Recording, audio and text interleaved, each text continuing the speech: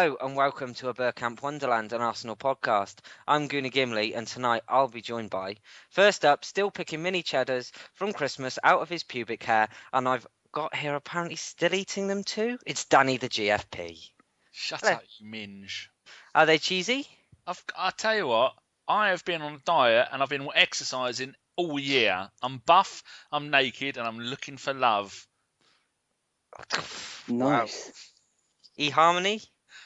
No, they wouldn't have me. I'm still on your Grinder app. Well, seeing as you're a bit of a mammoth, I'd probably go Zeusk. How dare you? Right. Next up, a man of very few words, and most of them normally start with a C. It's GC from She Wore a Yellow Ribbon. Hello. Hello, Jack. Hello, Danny. You're such a penis. Great intro, though. I like that. It's very true. Yeah, it is true. Shit. I was going to say the reason that I'm sat here with a black eye is because I had fucking you round for dinner. The peas weren't to his liking. The reason why you've got a black eye is because you keep walking into things, you clumsy bastard. Oh, it says you sat there with a fat lip. We could just spare the blushes of each of us and just say we got into a fucking fight. Yeah. Let's move on. No extra falling upstairs or babies headbutting each other. You had a fight about who was going to be daddy and who was going to be mummy. I'd just say that at the moment I've probably got slightly longer hair than Gav. Move on. Okay. Nothing to see here. And finally, he'd be a millionaire if he didn't have to pay all of that child support. The self-proclaimed Asian sensation, it's FK. Hey, how you doing, guys? You good? Yes. Yeah. Good Happy New Year and Christmas and all that. Yeah. I see they've released a film about you, starring Vince Vaughn playing you. About having loads of kids. What's it called? Seen a trailer for it. I don't know. I don't think it's all called Old Chocolate Bollocks over there. Yeah, well, let's just say they've been looked after very nicely all over the world. Lovely stuff. Yeah.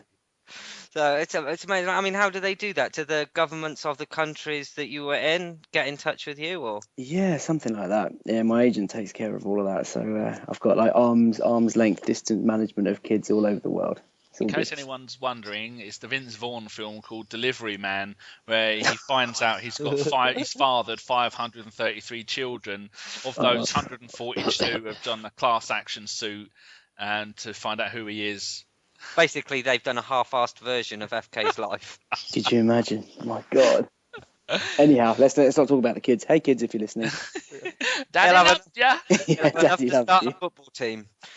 Since we last recorded a relevant podcast, we've had 4 matches. We played 4. 3. We've already said that the Chelsea one we already talked about.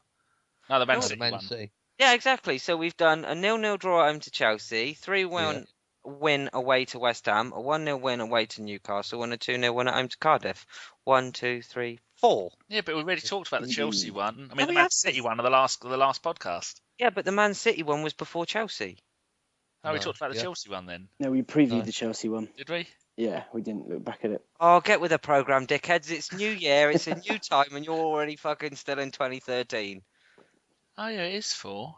Yeah. You know, it's not like we didn't discuss this for 5 minutes before the podcast, or I thought it was 5. Thank God someone writes notes here. It's a good job Gimli used all these fingers Yeah. to count how many games in. On one hand, he counted to 7 and still had changed for a quick tickle. And a thumb. Hey. So, after all these games, then, we could go into them individually, but I think that's probably a little bit drawn out for today's podcast. So we're going to talk about the pros, the cons, what we've noticed, what's disappointed us. And Gav, seeing as you're the chopsy one, we'll start with you. Well, it's ups and downs, isn't it, really? I mean, it was disappointing that we didn't really get anything against Chelsea. And the rest of them were, games we should have won. Newcastle, we probably played them at the wrong time, really. We played them when they was, peaking, really. It wasn't weren't a good time to go up to there. They were on a good run of results before we played them. West Ham, they're fucking toilet, aren't they?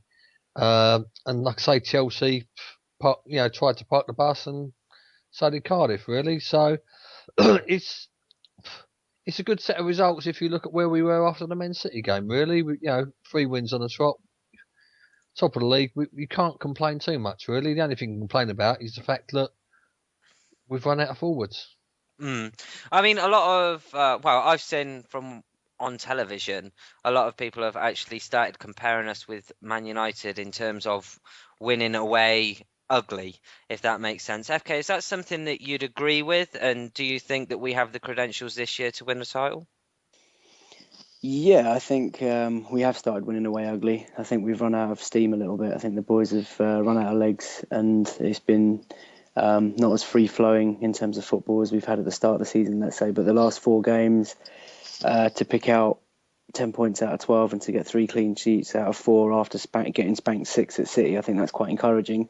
I think each of the games tell a story in themselves. The goalless draw against Chelsea, as Gav says, was disappointing because I genuinely felt Chelsea were there for the taking, especially as we'd had 9 days rest, I think, before that game, and they'd gone to Sunderland and lost in the Carling Cup game. League Cup game. The West Ham game, they were awful. Absolutely, I mean, West Ham are an awful, awful team, and then to go 1-0 down early in the second half was a complete shocker. But I was really pleased with the way that we come back to win that. Newcastle, Gav's again, he's hit the nail on the head. Newcastle are a very, very good team, and they were in really good form. And actually going into the game, there were a lot of people saying that this was a must-win game and an away banker, but I kind of disagree with that. I thought Newcastle were a really good team. They were in really good form, and I thought that was a very, very impressive victory, even though the style of our play wasn't as great as we know it can be.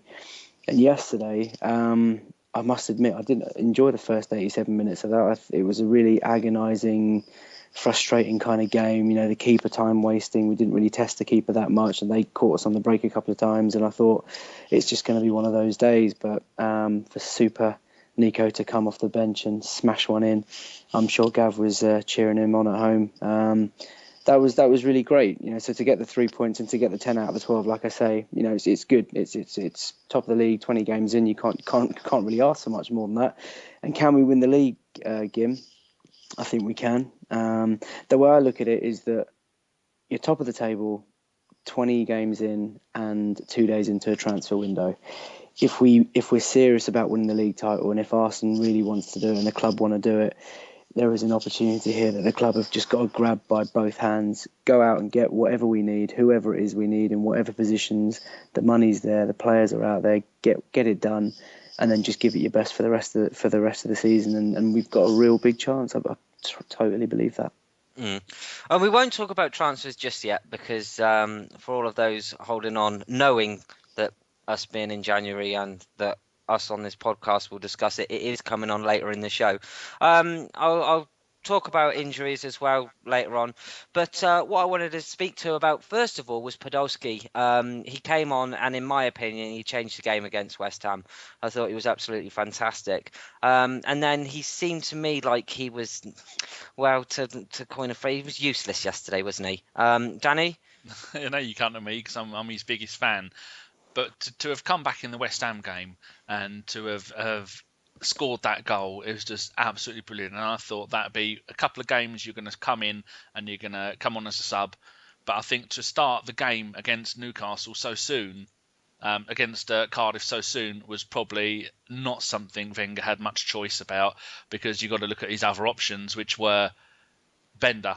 And that's old Bendy boy, and that's it. Nobody else. So I do know it's bent now, but that's been funny. But he had no other choices. So I mean, if you're going to pick between one or two, you got the player that Real Madrid and Barcelona both would give their hind teeth and legs to sign, as in Bendy, or you've got Podolski, which I suppose maybe he didn't want Bender to get injured, did he? So for his £60 million move to Barca or Real Madrid, but I think, ideally for Podolski, you would have wanted 2, 3, possibly 4 games coming on as a sub and then start. But with so many injuries, there's nothing else he can do. But also, the most of his Arsenal career, Podolski has played out in where the Cazorlas played last night, and where Wilshere was playing out on the left side of midfield, cutting in. And to go from playing there to playing up front in a starting 11, it's going to be really hard for anybody, especially after he's definitely not match fit, was he? No. I mean, we've seen on this show, and we've said on this show before, that we don't think Walcott will fit the central striking role. But did you say earlier, Danny, he's got 5 goals in 5 games? Yeah, 5 in 5. He got 2 against Man City, and then he got 2 against West Ham. 2 against West Ham, and then he got 1 against Cardiff. So in his last 5 games, he's got 5 goals and 1 assist. But that's just the other end of the stick, isn't it? Where Podolski's taken a while to get back in. Seems Theo has come straight back in, which is no doubt giving FK a rush of blood to his nether regions, because just like me, he's a massive fan of the bloke, and hopefully this will let everybody see, and they won't be on his back as much, and let himself, because I think he is a confidence player at times, show that he can actually do it. And I know before we were saying, would you swap Walcott for Suarez? A couple of us said yes, but I also said, I don't know if it was on the pod or after the pod, I'd want to keep Walcott and Suarez. Not that we're ever going to get Suarez now. He's up into the 60-70 million bracket now. I know we're going to talk about that later, but Theo is, like I said on one of the other podcasts, Theo, Ramsey and Wilshere are my 3 favourite players at Arsenal, and the 3 players that I would love to see finish their careers there and all flourish like they have been this season. Because I think this season has been the making of Ramsey, definitely, and some of the stuff that Wilshere has done, the goals he has scored, the amount of kicks that Wilshere has taken and still pulling through, and his ability to play on the left and cut in is just fantastic. And now Theo is showing it as well, and it's just fantastic. And if we can just bolster a little bit in the January transfer window, I think this league is ours. Man City can't win away. Chelsea is shit. I mean, there was that stat that Torres' goal when they beat Liverpool.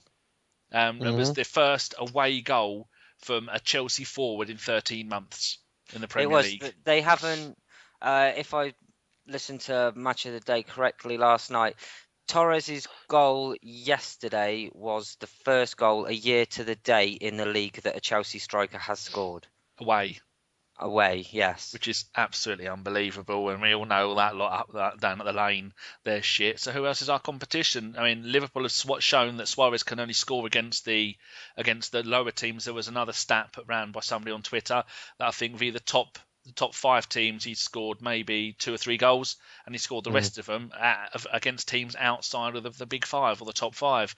So there's just I think that Wenger knows that if he goes and bolsters the squad, whether it be a couple of loan signings or even just a couple of players that nobody wants anymore, like Berbatov, which I know we're going to talk about later, that can be a couple of signings that are absolutely brilliant. And I don't think we should give him any grief about, we don't want that player. I know we all gave Wenger grief about buying Flamini, who for me has been the most important new signing of the beginning of the season. I mean, I know Ozil was brilliant, but I think Flamini gave us that something we were missing. And so whoever Wenger signs, I'm just going to give it time, no matter who it is, even if it's that lazy shitbag Berbatov. I want to make a point about the West Ham game, if I can. Yeah, go on. I mean, like it was just another one of them games, really, and I just seriously thought that Wenger got his tactics wrong in the game. Like I say, the first half was, well, it was kind of 50, it was just all over the place, really. But like I say, West Ham come out. Chesney unfortunately, let one slip, which you can forgive him one of them every now and then, and it's the first one he's done all year, to my reckoning. Like I say, West Ham had another couple of chances after that where they could have gone 2-0 and 3-0 up. Roland Rat. Yeah. The thing was the difference was not only Podolski coming on, but it was when Ramsey went off, and they actually finally pushed Santi into the middle, and I think it was Santi being in the middle which changed and turned the game around, much the same as against Cardiff when he finally brought Rosicky on, and Rosicky, I think Rosicky's got more credit coming out of the Cardiff game for us winning than either of the goal scorers, because I mean the way he picked the ball up, he turned, he was giving us another option, he was being quick, he was being direct. Like I say, sometimes Wenger does get it wrong slightly in the middle, and at home to Cardiff, I mean I don't know what obviously the injury status was with Rosicky, but I can't understand why he started, bloody Arteta and Flamini together, because it don't work. Yeah, we've seen that plenty of times. Yeah, it disrupts the team. Exactly. We end up too defensive. Do you need to have a big cough or something? What, Rosicky had a big cough? No, you do need to have a big cough. He's not a big cock. Someone slap you on the back and you cough that at me, I'll beauty, and then you carry on. Yeah, just mute it first. You ready? Yeah, go on in. That's a very polite one. Oh, did you hear him swallow it? Yeah, I said have a Oh. cough, not shit I was yourself. sighing out. Do you know what I mean? It's been a long day, mate. I talk for a living. But Hey. yeah, no, it's like I say. I just think that sometimes at the moment, that I mean, like I say, the West Ham game was a sort of forced change. It wasn't a change that Wenger was sort of looking at making. So he come out of that pretty luckily, really. But like I say, it's just sometimes the lineups, and when we've got such a diverse amount of players that can play in the middle of the pitch, he's just not. I just don't think sometimes he's using people in their right position sometimes, and the right combination of the three. But that's my point. And like I say, I'm still quite. Don't get me wrong. I'm happy. We've done very very well over the last 3 games. Yeah, well, FK, is there anything you'd like to come back with that? Because I know you've got a point to make on Walcott, haven't you? Yeah, well, just quickly about the West Ham game. Generally, I think it's always easy to look back and review a game with hindsight and say, yeah, we got this right or we got that wrong. And I don't think Gav's having a pop, but I think the West Ham game, it's unique because whenever Ozil plays, he's going to be behind the front man in that middle role. And we should have been 2 or 3 up by half time because Giroud missed a couple of glorious opportunities. Sitters. So I don't think he got the tactics wrong, so to speak. I think the players we just couldn't score the goal, and what a great way to come back, even going 1-0 down in a London derby. I think that was quite impressive. With regards to Podolski, I think the jury's out with him, whether he can play as a lone man up front or not. For me, in my opinion, I don't think he's shown enough or gets involved enough as the lone striker in the games that he's been played, but obviously needs a run in that position. But I think there's a reason why he's got over 100 caps for Germany playing out left wing. So sometimes you've just got to leave him in the best position that he's played for the majority of his career, and that showed against West Ham. He came on, Giroud was up front in the middle, Podolski was out wide on the left. He crossed in for Walcott's header. He got the goal coming in from the left as well, which Giroud laid on for him. And Cardiff yesterday just didn't work for him, and it's Gav spot on about Rosicky. Tweeted about him yesterday. I think he did have fitness issues before the game, which is why I was on the bench, but what a great player. Every time he comes on, he always ups the tempo of our play. Every time he gets the ball, he just goes straight. If he looks up and goes forward, always looks to play the forward pass. And I did a screenshot of his dashboard from the 442 app last night, and only 3 or 4 of his passes of the entire half an hour that he was on were backwards. So he's always looking to make that forward pass. I think that's priceless. His contract's up in the summer, and it's a big decision for Arsenal to make now whether he's going to offer him another year or 2 or whatever it's going to be. So that's something. But Alan Walcott, Danny, I think the question in the last podcast was, would you pay 50 million plus Walcott for Suarez?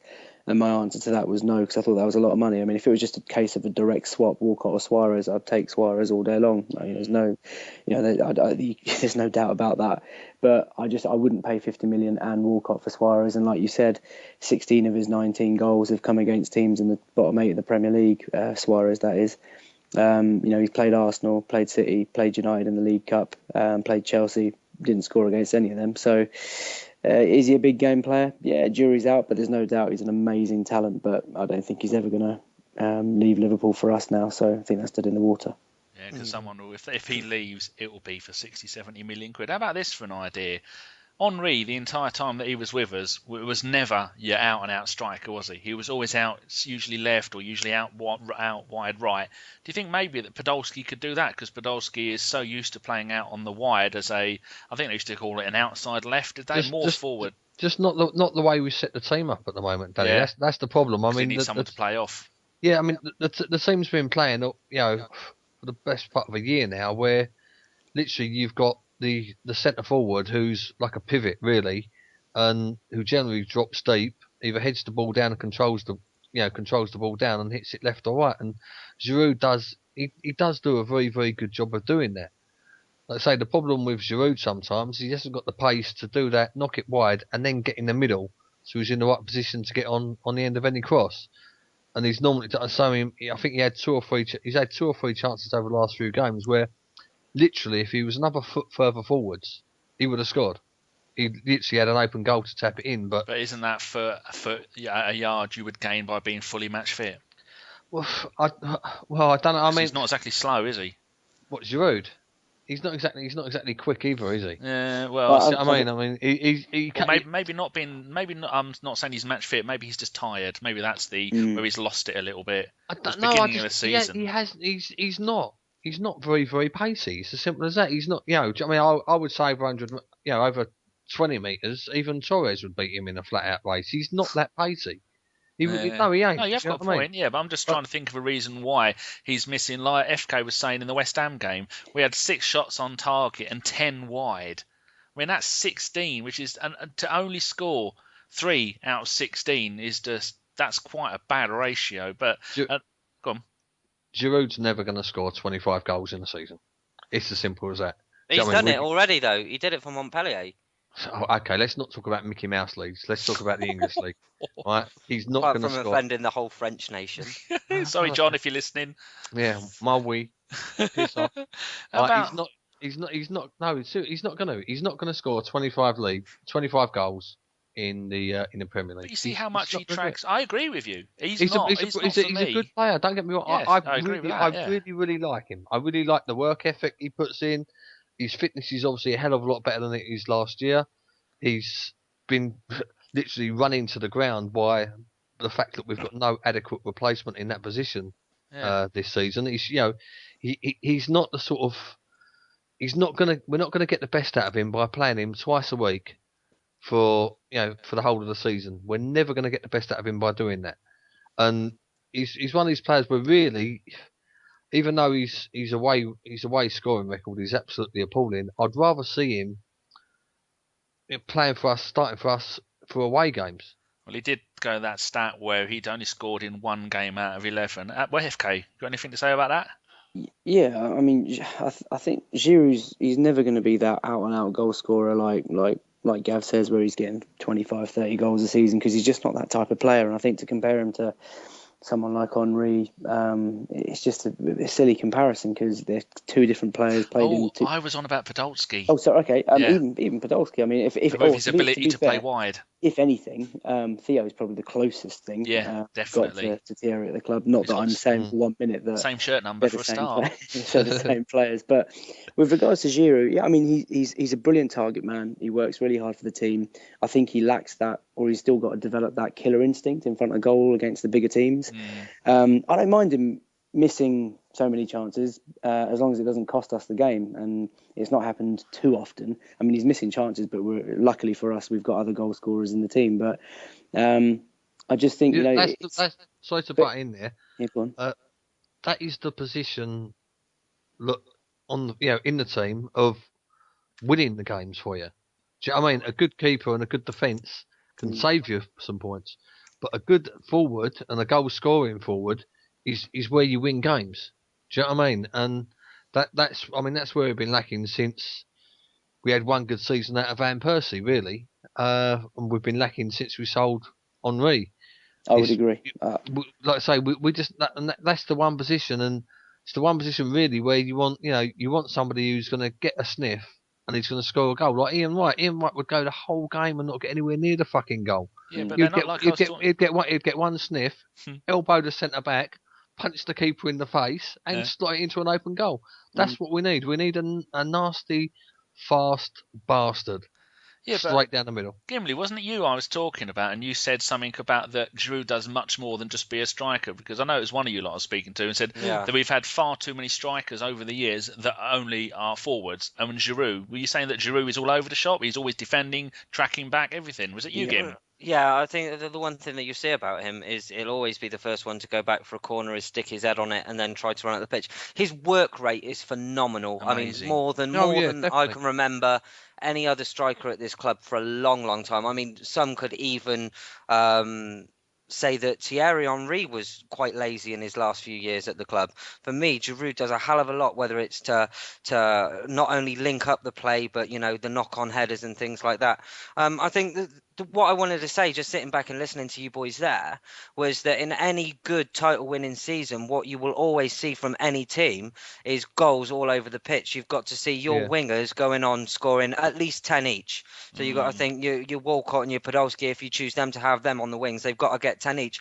But the other thing towards that as well is you've got to have a striker that is prolific. And I don't think that Giroud being played the way he is at the moment is going to be that. For me, you have to get someone in that, like Gav said, only needs one sniff of goal to get a goal. I mean, that's a very good point, Kim, because I'm just looking at Ian Wright's record for when he played for Arsenal from 91 to 98. All those seasons, apart from the last two, he was banging in goals all over the place. And what did we win? He was the only person in the team. Everybody knew, give the ball to Wrighty. I'm sure Hillier was saying that before. Everybody's job, give the ball to Wrighty. And other than winning the double cup in 93 and the Cup Winners' Cup in 94, we didn't win anything, did we? Until his very last season, where it was only the first part of the season, it was him and Bergkamp. Second half of the season, it was Anelka and Bergkamp. So the point of having someone who scores all those goals and does fuck all else for the team, I don't think you can't have that. Wenger won't have that kind of player. He needs someone up front who is going to put in a shift in all over the park. I mean, we played a different formation then. Didn't we? Oh God! We had Adam Smith.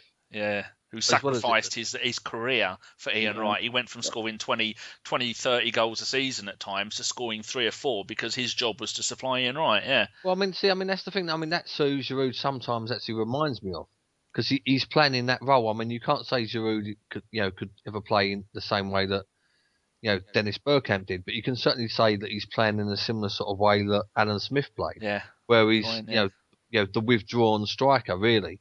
And the problem is how we're set up at the moment is sometimes there is nobody in front of him. And like I say, it's frustrating sometimes as well when you see us on the break and we'll break quickly, we'll get just past the halfway line and then it gets to Giroud, he looks about and then it either goes sideways or backwards. But he has improved from last season though, hasn't he? Yeah, I mean, leaps and bounds. I do hope anybody listening to this doesn't think that this is a massive slagging off Giroud session because it's just discussion. I genuinely like the fella. Yeah. I really like him. I love his work rate. You know what I mean? He's all over the place. As Kimley says, he's good defensively as well. He's helping us defensively when we got calls for free kicks. But he's never going to get the goals. That's the problem. He's too wasteful. For as much as you love the fella, he's never ever going to get the goals. That's the problem, and that's where we stand at the moment. And we've been kind of blessed in the first half of the season. By Aaron Ramsey, really. He's out now because he's been overplayed as well.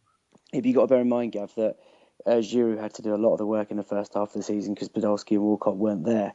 Whereas now, if he's doing that lone target role now, you've seen it against the game at West Ham where he does all the work. Right, he's missed chances, but he's creating them for Walcott and Podolski. And I think even when the Ox comes back, we've just missed those outlets for like weeks and weeks now. And I think now that we've gotten back, and now, I mean, Giroud's only problem for me is that he's played 31 games in 17 weeks. And he's got the second most number of appearances to Ramsey, I think, in the entire calendar year. And the problem is that whereas Ramsey's maybe been given the odd break here and there, Giroud has not really had any time off, and he's just run himself into the ground. And that's not his fault. That's the manager's fault. So yeah, I think he's obviously resting at the moment with a bit of time off. He can hopefully come back, and I mean, I wouldn't change anything about his work rate or anything like that. And I would agree with you. I don't think he's the ruthless, clinical, out and out goal scorer that we've had over the years, but he offers more. He offers something different than Wright could have ever sort of dreamed of, or Henry even did to our team. But obviously, goals are more important. But defensively, like Gim says, he's brilliant at every corner, every free kick. It'd be really interesting to see how much distance he covers every game, running back and forth between boxes. Because I think sometimes that goes unnoticed. Because even if he tracks back and doesn't actually header away a corner, the fact that he's tracked back and then gone back up the pitch again, takes out a lot of players. You'd never see Van Persie sort of tracking back and forth, and but that's what Van Persie was smart at. He conserved his energy, he got involved in the game when he had to. And he didn't have to sort of come from box to box, So I don't know. I just think we need to add someone who's like you say, that bastard up front who's just gonna be that absolute, ruthless, killer instinct type striker. First touch is essential, and he doesn't have the first touch. He always takes one touch too many, unfortunately. Yeah, exactly. I think the one of the reasons we could probably be so angry at losing that catch done is his first touch was at times phenomenal. And I think that's what we've missed essentially. Unless you didn't ask for the first touch. Yeah. Well, she said no, Danny. No. Right. The next bit links quite well into what we've just been talking about and how Giroud's maybe form is suffering with injuries and fitness. What I'd like to talk about next is injuries and how many players we've currently got on the treatment table. For those who want a list, and I hope I've got this right, but it's something that just off the top of my head I compiled earlier. Well, Danny did it on WhatsApp. No, you could have just said it was you. I wouldn't have gone, actually, that was me, you lying bastard. No, yes, you would have. No, I wouldn't. Because when FK did its Atmosphere podcast, and then you said, have you listened to it? I went, no. And then about an hour later, FK went, did you enjoy my podcast? I went, yeah, of course I did. And then Danny went, fuck off, you never listened to it. And I'm like, I'll listen to it later. I actually said to FK, ask me if he enjoyed it. Yeah, that's good. Sure, you're an ass. But I did listen to it, and it was very enjoyable. So anybody who wants a podcast Rubbish to listen to from a while ago that is still very much relevant today, go and on our listen to that one. website, it's had the most number of listens to than any other podcast by some 200. See, That's should how show you popular it is. And what we do on a Thursday, utter piss. What we do on specials, fantastic. Right, but this list then, fellas. We've got Bentner and Giroud both out with ankle injuries. We've got Gibbs with a calf, Ozil shoulder, Ramsey hip, Chamberlain is knee. Diaby was put down sometime last month, and Sonogo is on the fringes of coming back, is he not? I think so, early January. Who? Yes. Yeah, precisely. Diaby's brother. Some of those things, it says here ankle foot, and it will also say hip thigh. So don't tweet us and say we've got it completely wrong, because in WhatsApp there wasn't enough. It's vague, people. Get with it. It's vague. We've actually got someone who's a bit of an expert on this, haven't we? And we should have had a little chit chat with him earlier today, but I didn't see it till he was probably in bed in the land of Oz. Yeah, he lives in Australia, and we keep meaning to have a chat with him and have bits that we're going to use on the show. But unfortunately, when we're waking up, he's already had a couple of hours in bed, and I ain't staying up too early in the morning. That's poor old Ozgooner49, if you want to go and follow him. He says absolutely nothing of any interest. You shitbag. Yeah. Can I ask, by the way? Yeah. Right? Ozil's shoulder. Yeah. Does anybody actually believe he's got a shoulder injury, or do you reckon he's just been rested for? No, do you know what I mean? No. Oh no! It's Gav. It's a shoulder injury, well known as winter breakitis. Winter breakitis, yeah, that's Did you the one. see Yeah. with Pennant when he was playing for Stoke? He come on and he come on in the 79th minute. He got booked in the 88th minute, and then he gave away a penalty in the 90th minute +1. So people are thinking, is that him deliberately fucking around doing spread betting stuff to come on and fuck stuff up so soon? Yeah, but this is what it says on fantasyfootballscout.co.uk. It says, Ozil, shoulder injury, missed the 29th of December trip to Newcastle with problem, ruled out of the 1st of January game against Cardiff by Arsene Wenger, stated on the 1st of January that, quote, he should be ready, and then, unquote, to return for the trip to Villa on the 13th of January. He's just about sobered up then from his German Christmas. It's all about the sausage. Or Puppenstaden. No, that's what you use when you're going for a poo. Puppenstaden. That's the one. That's the one. But there's many reasons why we could have so many injuries. I mean, is it just a packed fixture list? Is it down to training methods? I mean, I've heard a lot of people say it over the previous years, because it's been a little bit of a curse with Arsenal having so many injuries at key times in the season. Is it even down to the physios? Gav, would you like to elaborate more on this? Well, I just wish Pedro from the Grove was on, because he can talk about players in the red zone, which would be very amusing. No, I don't know really. Ozil's definitely on. He's definitely been rested. I don't imagine for the slightest that he's got a shoulder injury, which happened, not in a game, etc. And it's hard to say. I mean, it's just the way we play, and it's just the type of players that we have. I mean, we haven't got a team full of brick shit houses. We've got a team that's half full of delicately played, fast, slim athletes, and I think that's probably the reason why we tend to suffer more from injuries than any other side. Really, I just think it's the nature of the player that Arsene Wenger has decided to sort of buy and bring into the club. Really, so I mean, you look at Özil, Santi, Walcott, Rosicky. They're all similar. They're all similar the way they play, low centre of gravity. Wilshere. I mean, we've got 4 or 5 players. Look, if you cut their heads off and exchange them all about, they'd look exactly the same.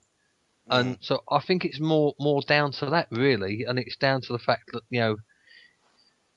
at the start of the season we did have a lot of players that have been out injured, and we have had a lot of injuries, and there's been a lot of players that have been overplayed. Yeah. And defensively, generally we've got away with that one. I mean, Gibbs, unfortunately, is one of these players that he physically can't play twice a week for longer than 3 or 4 weeks before he breaks down, and he's always going to be the same. But like I say, I just think it's really down to the fact that we've had some injuries to our wide players, so we've had our central midfielders playing out wide, so they're playing twice a week, and it's very, very tricky really to sort of put your finger on what it is. I think it's a number of issues. It's the players' builds, and the fact that Wenger's gone for these shorter, faster, trickier, more skillful players, if you like, which makes us look absolutely fucking fabulous, in spells. But like I say, and again, we're playing them more than they did really. I mean, Ramsey, everybody knew Ramsey needed, he needed a break. Everybody knew that Giroud's needed a break. Özil, luckily, he's got his break. And so, like I say, I mean, really, with a bit of kudos to Mr. Wenger, he's pulled a couple of players out, and before they've actually got injured. Jesus, we'll save that for the Christmas special. I think so. Yeah, exactly. I mean, I'm hoping in a year's time you would have forgotten. But but yeah, no, like I say, it's just a number of factors really, and it's just all been a little bit unfortunate and a little bit unlucky really. But it's one of those things. I mean, professional players, the money that they earn these days, they should be able to play twice a week, but it's just the calibre of players that we've got. It's just not practical, unfortunately. But can we also draw on from Gav's point and say that what you're trying to say, Gav, is that it's the mentality of the player we've got? I mean, not the mentality, the build. It's the build and the type of player that we've got. We've got a lot of short players that are fast, that are skillful, that can draw fouls, that are quite slender. So yes, they are drawing the fouls, and yes, they are getting kicked. But it's that type of player that suffers more injuries than the players like Vieira, Petit, Adams, Keown, them sort of players. Like we've got at the moment, Mertesacker and Keown. Keown was unlucky with his cut knee. Sagna, do you know what I mean? Yeah. You could also put that towards old Ralph Lauren. Do you know what I mean? He was very, very, very rarely injured.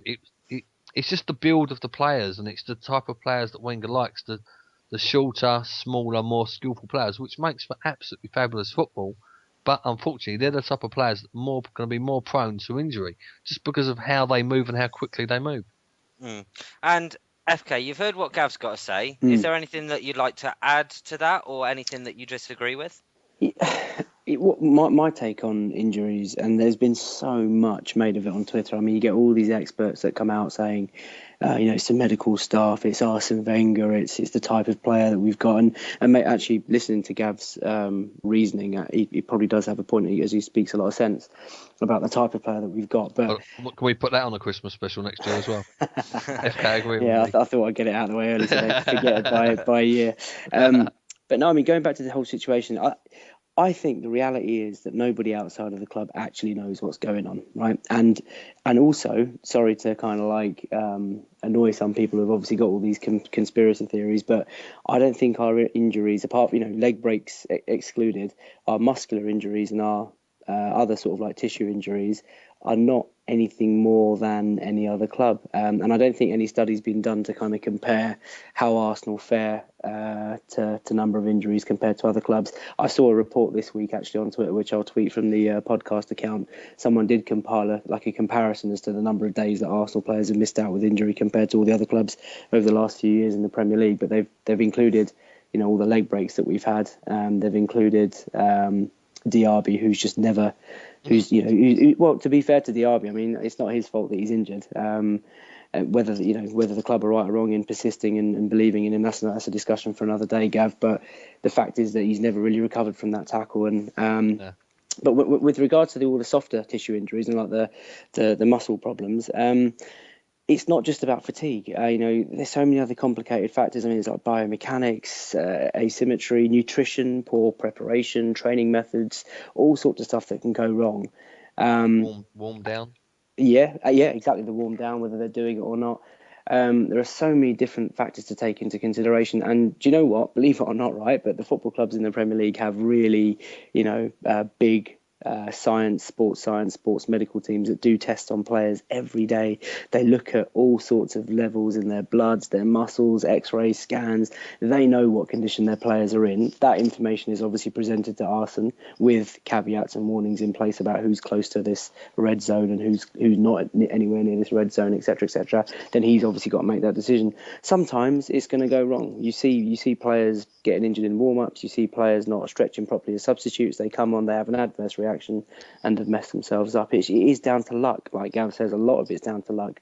But I don't think there's anything fundamentally wrong at Arsenal Football Club. I know Pedro would disagree with that, and many other people on Twitter, but no one's really got any information or any, you know, proof to kind of say that there is something definitely going wrong. So I just think it's down to bad luck. And just what I would say, though, is that, to be fair, we have got a smaller squad than some of our competitors. So there is probably a correlation to the number of times that the core of our squad are playing week in, week out. They're more likely to pick up injuries because we can't rotate as much as the likes of City, Chelsea and United. But it's just not down to fatigue. So there's so many different things that could go wrong. That's my take on it, Gim. Sorry to kind of bore you with that, but it does annoy me sometimes when people say, oh yeah, it's purely down to the medical team. You know, yeah, I'm sure the medical team maybe misdiagnose on occasion and get players returning earlier than they were maybe ready. But they're not doing it intentionally. They're not doing it out of malpractice. They're just doing it because it seems the right thing to do based on all the information that they've got. But it is possible that a player breaks down once they come back. They're human beings. Do you know what I mean? They're not. It's normally the case. I mean, you get a player that's been out for 6 weeks. They come back, they play a game, and then they pull the hamstring. So that's. But that's not just Arsenal, Gav. It happens everywhere. I know exactly. I mean, that's been going on for blinking years. Do you know what I mean? That. And to be fair, and again, another compliment for Mr. Wenger. I mean, all this blood taking and, you know, all sorts of medical trickery. I mean, he introduced that. I mean, he introduced that. All that nutritional sports science, absolutely. Yeah, I mean, he was miles and miles. He was years above himself when he brought that into the club when he first moved in. I mean, obviously, I'm imagining it's something that he picked up in Japan, really. With regards to the medical side of things. But I mean, you know, back in the day when Wenger was a world-class manager, you know, this was one of the things that he brought Normal into services the club. resumed, Gav. I like it. Well, no, I mean, yeah, you've got to be right. I mean, if he was writing an autobiography about Wenger's time at Arsenal, I mean, nobody in the world could, you know, have a bad word to say about, you know, the first 6 or 7 years that he had at the club. He was absolutely amazing, and he transformed, you know, the way that people train and nutrition. I mean, he got 2 or 3 years more out of Tony Adams, Keown, Dixon, Winterburn than any other manager, you know, would have got. You know, just by the way that he transformed how they trained, what they ate, how the medical side of things, you know, put to it. I mean, obviously, you know, his downfall's been that everybody clocked on, everybody does the same thing now. So it's more of a level playing field. That's me officially passed out from so many Wenger compliments. What the he's fuck gone. is that noise? No, he's passed out. Just the human kindness. Do you hear it? He's gone. He's overloaded on human kindness. Gav's done. He's had a wafer thin mint, and he's had a Wenger flavoured wafer thin mint, and exploded. Well, I'm sure he'll rejoin. But in the meantime, I mean, what are your thoughts, Kim? Because you've obviously, you see all the comments and stuff on Twitter, and you've obviously heard myself and Gav. But what are your thoughts on the injuries? Because we've spoken about this in the past before as well. See, the thing is, what made me laugh is the way that, and I've said it myself, so I know that it's true, the way that people blame Arsene Wenger for these injuries. And I sit there and I think, well, as he stood there with his Harry Potter wand going, Expelliarmus anus societos, you will be injured for the next week. No, of course he's not, because he doesn't want any of his star players getting injured. And all he can do as a manager is try and put out the best team possible. I know at the moment with the midfield, he's kind of sport for choice, and it's getting to that point in the year where we do have injuries. I think a lot of it is just down to, I agree with Gav, what we said, the way we play our football, and I think a lot about it is the hectic schedule with the fixtures at the moment. I mean, there's not a lot of time between each games. I think it's probably a culmination of a few things. Exactly. So I don't think you could actually pinpoint any one singular thing. I think that's exactly what I was trying to say. Like there are so many different factors that come into it, and for anyone, including myself, on Twitter now and again, just to tweet, oh yeah, this is wrong with the way the club is doing X, Y, and Z. It's difficult to say as an outsider, and I also think that it's down to the players to be responsible enough to be honest with themselves, because I can imagine scenarios where Arsene's been given medical information, let's say for example, and he's on the training field and he says to Jack, look, Jack, medical team is saying that you're almost ready for a comeback, do you feel fit? And Jack's going to say 100 times out of 100, I want to play, boss, I'm ready. And even if he knows that there's a slight niggle, or if players know that when they're 100% or not. You and I know when we're not feeling ill or when we are feeling ill. And sometimes you just say, yeah, I'm fine. And you just kind of get on with it. And players don't think about the consequences of getting injured again too much. All they want to do is play. And I think they've got to take responsibility as well. So you're right, there's so many different factors. I do also think a lot what comes into it is, I mean, we've been top of the league for a lot of the season so far. That gets the players' tails up. And I mean, as a player, if you're doing well, you want to play every game. So if you have got a little bit of a niggle, you're more than likely to go, do you know what, I want to be out there. I want to be fighting for this team. I want to get the 3 points. I want to push us closer to a title. Especially when you're playing well, exactly. Exactly. And if you go out there playing with a little niggle or an injury and you are playing like a man possessed, 9 times out of 10, you're going to go and make the injuries worse. And I think, yeah, exactly what you've said, FK. It's just a culmination of, a few different things that's caused a bit of a pile up on the treatment table at the moment. Danny? Just reading what I'm trying to read what Gav's put. Has he died? Are you still about yet, Gav? He's picked himself off the floor. No, he's just writing stuff on there. He's putting himself together with sellotape. Got a cue for the should play a full. Oh, never mind. A few stats. I just think the simple reason why we've so many injuries is because out of 20 league games this season, Gibbs has played 17. That's more than he's ever played out of 20 in part of a season. Ramsey has played 18. Giroud's played 18. Özil's played 15. Arteta's played 15. Wilshere's played 17 out of 20. Keown 17. Mertesacker 18. Sanya 17, and Szczesny 20. I mean, feels like the days back in the early 90s when you had most of your players played every game of the season. But come. No. Do you know what's really interesting with that, Danny? There was I went to an Arsenal Supporters Trust meeting once where we had a presentation by a guy called Nick from Sporting Intelligence. Yeah. They're like an independent agency who do various studies. And the AST, Tim Payton, he'd basically commissioned Nick in doing like a report on Arsene Wenger's era, his management time at Arsenal. And one of the things that they focused on there is a link. Let me just get to it. One of the things that they focused on was the use of the number of players in every season that Arsenal has had at Arsenal Football Club.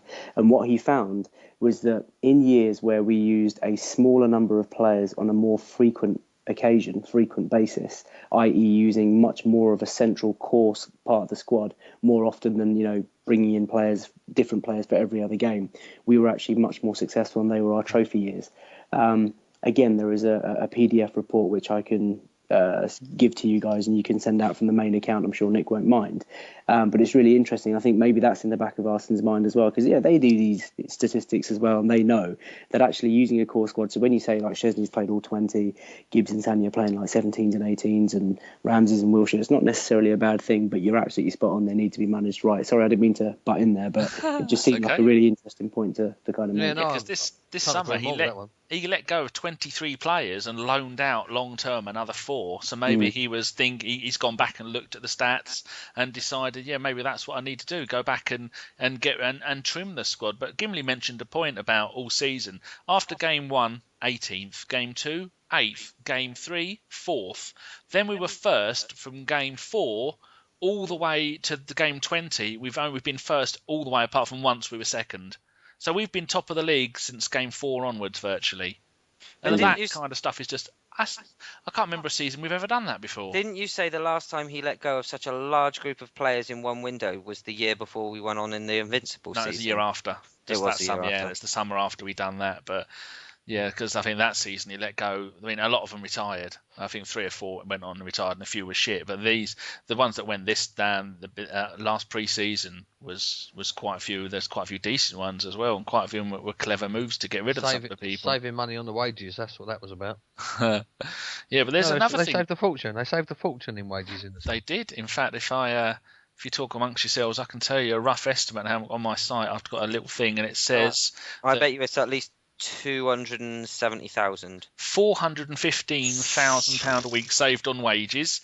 Gervinho 60, Manone 30, and then where are some other ones? Squillaci 60, Santos 60, Denilson 50, Arshavin 80, Shamak 60. I mean, these are all some you can never put your finger on it exactly, but that's the gist of most of it. And then we've got players out on loan. Giroud 50 grand, so we're probably paying half. We've got £500,000 loan fee, and we're probably paying half of his wages. Coquelin, another 30 grand, so we've saved 15. Even Miguel on loan at Leicester, he was on 10 grand a week for some player who never bloody gets a game. But that's another interesting point about the 4 games.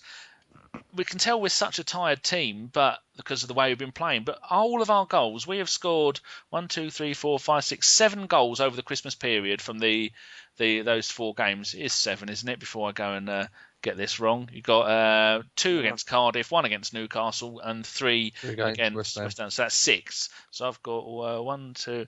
I don't know why I've got this one down here. How comes I've got 6 and then there it says 6? 1, 2, 3, 4, 5, 6. I just can't count, yeah. So the 6 goals we've scored, 65th, 68, 71, 79, 88 and 92. They're the 6 goals, because I thought there was 7 there. There's not. The 6 goals that we've scored have all been into the over an hour. The general fitness levels and the stamina levels of the type of players that we've got are better than everybody else's. That's the problem. And if you look at... And still if you look at... Newcastle bucks a trend really, because sort of like the last 15 minutes, it was a George Graham job back to the walls. Oh, it's brilliant defensive display though.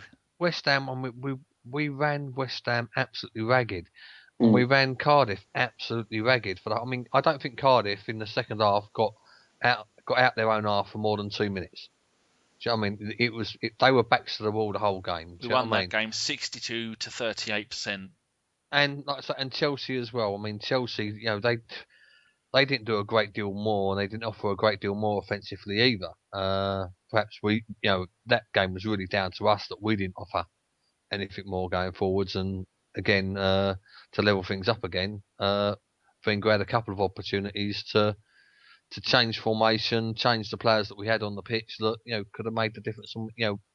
We really should have beat Chelsea. I was gobsmacked actually, Gav. Yeah, it's a great point. They were dog shit. I forgot about that, Gav. He didn't make any substitutions. I just couldn't believe it. What's going on with that? Coming up to a busy period, you just decide I'm not making any subs. Don't need them. The problem was, Chelsea ended up playing 5-5-0, and when they took their, when Chelsea made their third substitution, and they decided they was going to play the net. I think it was even the last 7 or 8 minutes without actually a forward on the pitch. Really, Wenger should have sort of gone for the throat there, really. And okay, I probably would have been the first one to slag him off if we got caught on the break and lost 1-0, like we did against Dortmund. Yeah, but yeah, and exactly. Norwich. But really, you know, he should have gone for the throat there. I mean, really. Villa, not fucking Norwich. Ooh. I mean, it was obvious. It was obvious to me that after the 20th minute that Chelsea had turned up to play for the draw, and that's after the 20th minute. So surely Wenger could look at that and go, "All right, they're for the taking here then." Yeah, I mean, I mean, you could probably highlight the tactics on the last 4 games where Wenger's probably got it. Wenger, has got it. No, slightly, you say it slightly with a W. You're allowed to. Slightly you wrong. pay his fucking wages. Exactly. Remember that. He's got it. He's got it slightly wrong on all of them, really. Like I say, the only one that he got it right at the last 4 games tactically, with regards to making any substitutions, was a false change against West Ham, and then he didn't have any choice to do what he done. It's the only thing he could do. Do you know, in those 4 games, we had 31 corners, and we only had 1 corner against Newcastle. So out of those 4 games, you take out Newcastle, we're averaging 10 corners a game. Have you ever known us to have that many corners? And why was Sagna and Theo taking corners? No, Cazorla or Ozil should be taking every corner and every free kick. I don't want to see Sagna or Walcott take any more of those. Why was Sagna taking a free kick? This is the problem that I had when the catch dump was there. If you're a striker, you should be in the box. Don't take a fucking corner. You never get Shearer or Ian Wright or Dennis Bergkamp to us. I don't know about Bergkamp. The main aim of anybody taking a corner is aim for the big fucking German. That's all you need. I don't. Oh wow! No. Imagine that if he'd have scored one of that. I think I'd have let out some sets. Hit the outside of the post. Oh, don't. He is the second coming to Tony Adams, isn't he? Yeah, no, he's brilliant. That's why I think it's slightly different this year when it comes to corners and floated in free kicks. I don't care who takes them, as long as you get the ball as close to Mertesacker's head as you fucking can. This is an important point actually, Gav, because if I had to have one gripe with Arsenal Football Club and the way that we play football, is the fact that we're just not as effective as we could be with set pieces, and that include free kicks and corners. And we get, Danny, to be honest, having 10 corners a game isn't anything new for us. We've had, over the years, you'll see at the end of the league, at the end of the season, we're always top 3 or 4 teams for the number of corners every year, but we only get 3 or 4 goals. And we've actually got something like a less than 10% return rate on the number of corners that we score. I mean, 10% is actually really ridiculously high. I've just plucked that number out of nowhere. But you're allowed to, sure. You make the rules up because you're the ace and sensation, sir. No, but honestly, you make up your own stats. Go on. You pay our fucking wages. We scored 2 corners in 375. Yeah, there you go. Oh, but no, honestly, I just think we need to start. I don't know whether they practice them or take them seriously, or I don't know what's going on, but.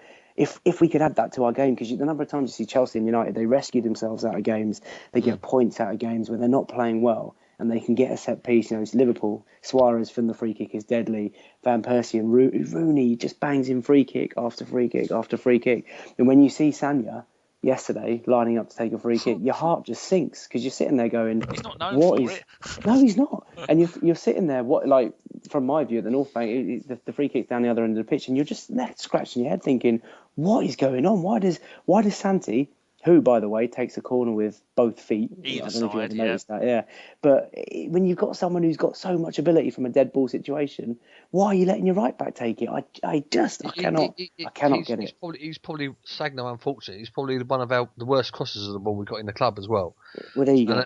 And again, like I say, he's another player that I really, really hope gets another new deal and stays at our club for the next 2 or 3 years. In our fucking but half, he cannot fucking cross the ball. Unlike Jenkinson, who can do brilliant crosses.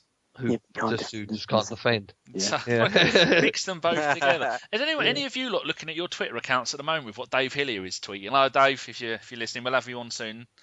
There's a picture, I think he's got it from Sky Sports, they're doing the Premier League years. And on the left-hand side, Dave Hillier, full hair, and he looks like he's covered in blood or he's been kicking people. On the right-hand side, Terry Fenwick, and in between them, Ian Wright separating up a fight. And then Dave Hillier's put, can't believe they dug this one out ahead of Saturday's game. Not like me at all. And he signed me for Pompey, because Fenwick was the joint manager when they signed Hillier for Portsmouth. And so that's just, I've gone and found the year that was, and I've tweeted it to him. But it's just a picture. And how dare Hillier go, it's not like me to try and kill someone. Have you seen it? It's on there. I'm just looking now. I can't multitask for shit. So how how about this? Not to blow our own trumpets, but we've won some awards. We Your Daily Arsenal ran an awards thing. I think they only ran it for 3 days, and I think most of the awards got 400, 500, 600 votes. We won Best Arsenal Podcast with 34%. Tuesday Club comes second with 32%, but Tuesday Club were winning all the way through. Oh, wow. So there's going to be a few tears there, but we all know that if they had actually mentioned it on their tweet, we'd have got about 1%. Never mind. We've won Best New Arsenal Podcast with 62% of the votes. Cool. Andrew at Arseblog won the Best Arsenal Blog at 56%. Congratulations to him. Yeah, and the new podcast, because Gimli's going to be on it next week, the people from Arsenal Fan TV won the Best Arsenal Videos, but it's between him and Hugh Wizzy, which are both really good. See, but the both of them, they did a video of them going up to the Newcastle game, didn't they? And Hugh was asleep on the back seat. Yeah, Gimli's going to be a guest on the Arsenal Fan Sunday. Yeah, Sunday. I'm on with that girl from what's it? The Gooner Girls. Never heard of them.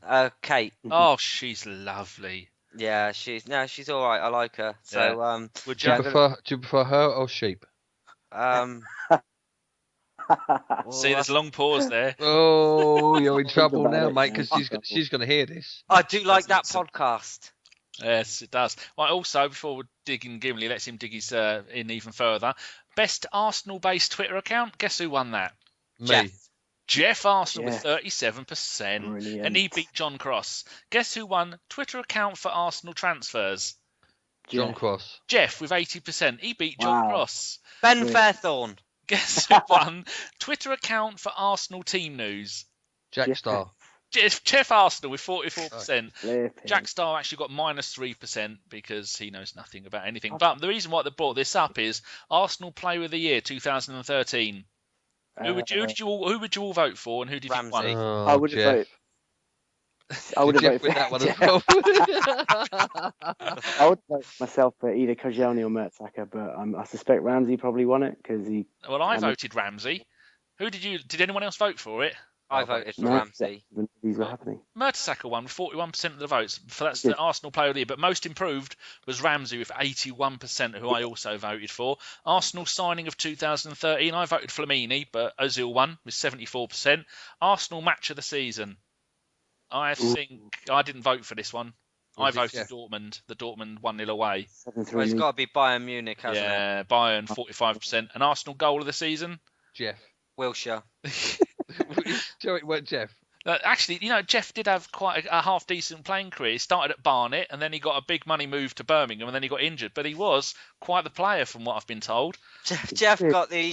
Jeff was the one who told me, but I've still been told. the furthest up Arsene Wenger's anus award. No, what they've had to do, they've had to do a retest on that because... they couldn't tell if it was Jeff's ankles or not? No, they had to check by the shoots. Was there a category for the best Jeff? You won that. Nigerian Jeff. I'm going for Nigerian Jeff. I'm surprised Nigerian Jeff didn't get more in there. But that's Your Daily Arsenal, who I suppose we should give them a little mention if I can find their... I think it might even be at Your Daily... I think it's at YD Arsenal. Yeah. Brilliant. Is okay, it? Cool. Yeah, so... it's a fun little poll, that. Well done to them. Yes, definitely. But we would have mentioned it. Even if some idiot did win all the awards. But he was kind enough to say those awards are mine, back off bitches, or I'll get the lawyers on you. So he's got his grubby little hands on. He'll probably do an Arsenal and take our one as well, won't he? Exactly. And the Jeff Award for the best Jeff is... It's Jeff. Yeah. Our main bit of the show tonight is going to see us focus on the transfer rumours and talk about the possibility of who might come in this January. Now, there's been a few interesting stories come out in the papers, and we'll start off with something that I tweeted yesterday that we've heard from a few different sources, and I know the boys have backed me up on this, that Jeff. Berbatov... No, he hasn't. He hasn't won that award yet. Oh, It was somebody else that Berbatov might actually be a goer. Now, what do we think of this, boys? I think it's bollocks. I think basically somebody's been reading our mate Jeff's tweets and a few comments that Jeff made about 2 or 3 weeks ago, and they've decided to make a newspaper article out of it because it's got a little bit of legs. There's no way in the world that we're going to sign. Wenger will not sign somebody. Please let him not sign somebody as fucking bone idle lazy. Thank you. I I thought I was the only one who thought this. I don't fucking want him either. He makes Bentner look like he's hyperactive. Oh, don't. I mean, take aside the fact that he played for them cunts up the road, right? And up north. Oh, it was exactly. It's a double dip of shit. Yeah, I mean, the thing is, he's just not good enough. And if we do pay the rumoured £2 million for him, and he's probably going to get an 18-month contract on about 60 grand a week, he's not worth the money. It's actually a bit of an insult, really. I'd rather stick out and wait till Diaby gets back and play Diaby up front. Oh my God, that is actually quite saying something Hatred, for you. Yeah. Okay then. He's a cunt. I wouldn't have him either. Lazy. Wenger doesn't buy lazy players. Well, No. He bought a Sharvin. He did. I'm going to disagree with Gav. Surprise, surprise. You're going to say whatever Wenger does is right. No. I think. Are you Jeffrey in disguise? No. Yeah, I wish. Jeffrey I wish in I was disguise. Nigerian Jeff in disguise. How about Joel Campbell? Get him back. Joel Campbell is on loan at Olympiacos. 16 games, 6 goals, 9 assists. Hasn't he got work permit issues? Can we get him back? I don't know. I don't think he had any issues. I thought they got work. He's just shit. No, he's not shit. He's a good player, but I don't think he's prolific enough. Well, how about Anthony Jeffrey, another one of our young blokes who's at Boreham Wood in the Conference South? No, 5 goals in 7 games. No, Danny, he ain't fucking around. We're in a position where we want to win the league. You can't rely on people like Joel Campbell and Danny, whoever his name is. Anthony Jeffrey. Hello, Anthony Jeffrey. Yeah, Anthony Jeffrey. We support you all the way. Blah blah blah. But honestly, he's probably not. Yeah. We're top of the league. And we have a chance. You need someone who's going to come in and score goals. And going back to the Berbatov point, Arsene has been a fan of him for a long time. Arsenal were re-interested in Berbatov at the beginning of December last year. They're really keeping a close eye on Berbatov. Honestly, it's not as crazy as you think it is. My take on it as a player, I think he's technically a brilliant player. I would agree that he looks very lazy. Doesn't really move around that much. What do you mean looks? Fucking he is. Even in slow motion, he looks like he's not moving. Players, some players they have a certain style of their play, and yeah, he's not a Giroud by any stretch of the imagination, but technically he is brilliant. And he's not even a Bentner.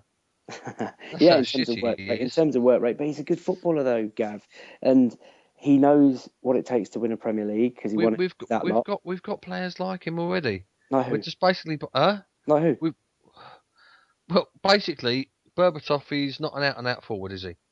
He's not an out striker. He's not an out-and-out goal scorer. He's the sort of player that's going to sit behind a forward, like Ozil does, like Giroud does. I think he who's not playing, like Cazorla does, like everybody does. Cazorla. I think he's different to Cazorla and Ozil and that lot. I think he could hold the line up front because he's a sort of player that he links up players so well, and he hasn't got the work rate, but he's a good finisher. You can't deny that. I agree with FK on this one. I think I deny put it this way, like, Gav, what I'm saying to you guys and all the listeners is he's not my first choice, but I think if he was a last resort and a couple of £1 million for a 32-year-old player for maybe 6 months or a year and a half or whatever, I think we could do a lot worse by bringing back loan players or taking a punt from someone from another league. This is a guy who wouldn't be cup tied Champions League. He's been there, done it. He's won Premier League titles. He was brilliant at that lot down the road. I know that doesn't count, but you know he's a proven player in the Premier League. And I think if you were to give him a chance to play for a top team again, that might even push him on a bit and help him raise his game. The thing that I'm worried about, obviously, he's quite expensive, so wages would be could be a big stumbling block. I think he turns 33 at the end of January, so I'm not sure he's going to get that long a contract. But for 6 months, there's not many better players around technically for as cheap as that. But that shouldn't be our aim. Drogba. Get Drogba back. He'd never join us. That could be our just our sort of like last gasp resort. Can I give you some stats? Go on, mate. Yeah, tell me. 4 goals in about 30 games for Fulham. No, blah, blah, okay. blah. No. Yeah. This year, so far, 16 games, 5 goals. Fucking hell, and we're only in the 2nd of January. He's doing well. I just sign him up now. Yeah, but he plays for Fulham. What are they? Okay. In the league, 16. Year before, 35 games, 15 goals. Year before, 21 games, only 9 goals. Year before that, he had 1 purple patch, which was 2010 to 2011. 42 games, a goal every other game, 21 goals. Year before that, 43 games, only 12 goals. Year before that, 44 games, including the one he had for the Scum, 14 goals. So if you look at the... Or are you off by half? Of course. Yeah, I'm fucking Berbatov's fucking #1 stalker, and I know everything about him. Of course, I'm fucking reading it off Wikipedia. You fucking arsehole. Did you say Dermot O'Berbatov? He's not Irish. You might as well. I tell you what. Like I say, out of the last 6 seasons, he's only scored over 15 goals. Well, over 16 goals once.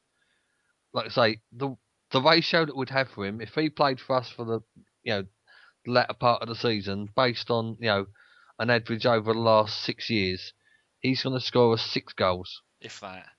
If that. Can be fucking bothered. Yeah. So, like I say, he's not goal scorer, and he shouldn't be our #1 target. But if he shouldn't be our number. He's lucky to. Oh, don't. Lucky to be alive.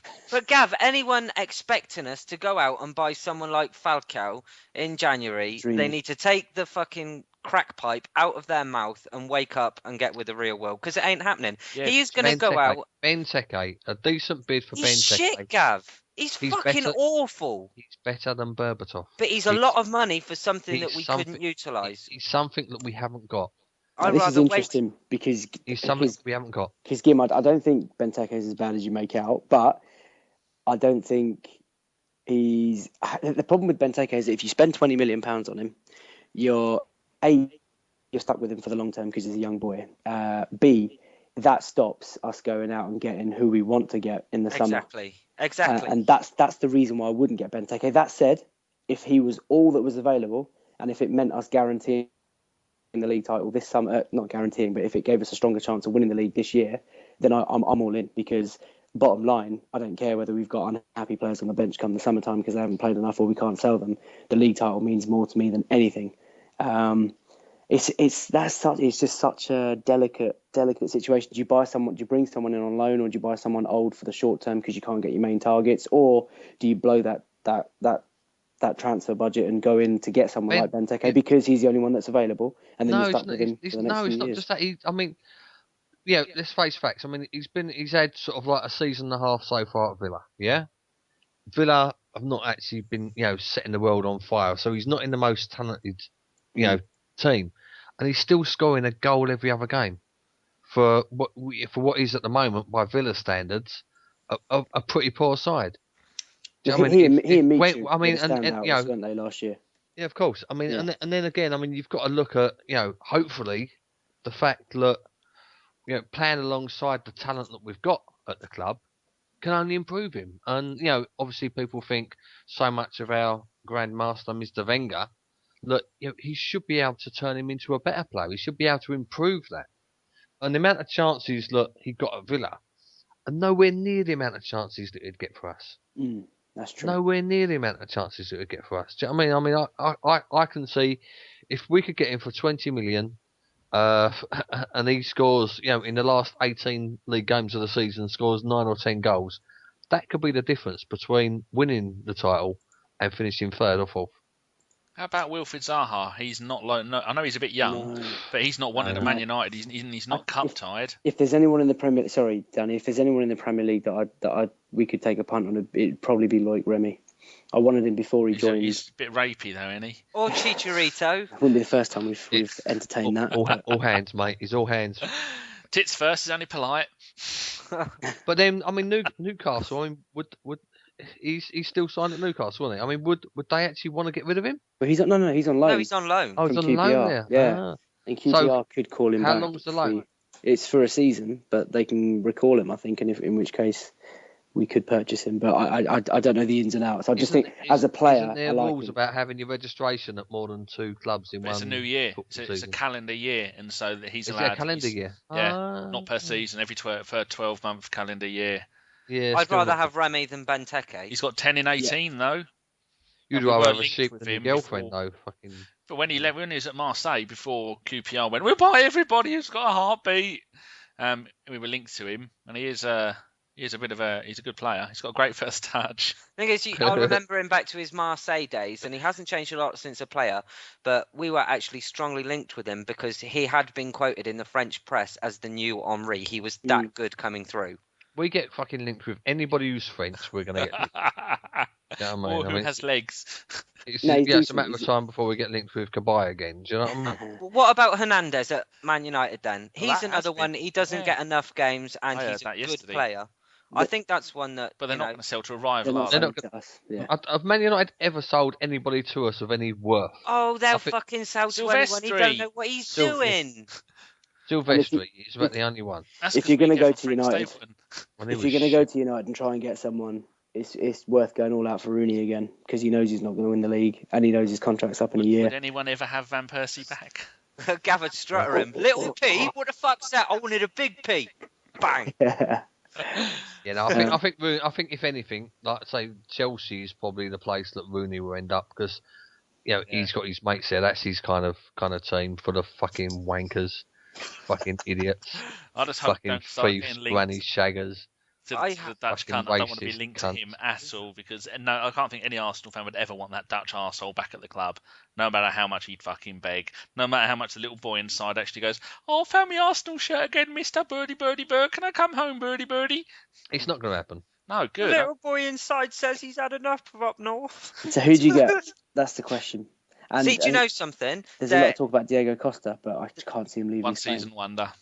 There is Yeah, one this is more true. player on my Yeah. list that is a very, very real possibility.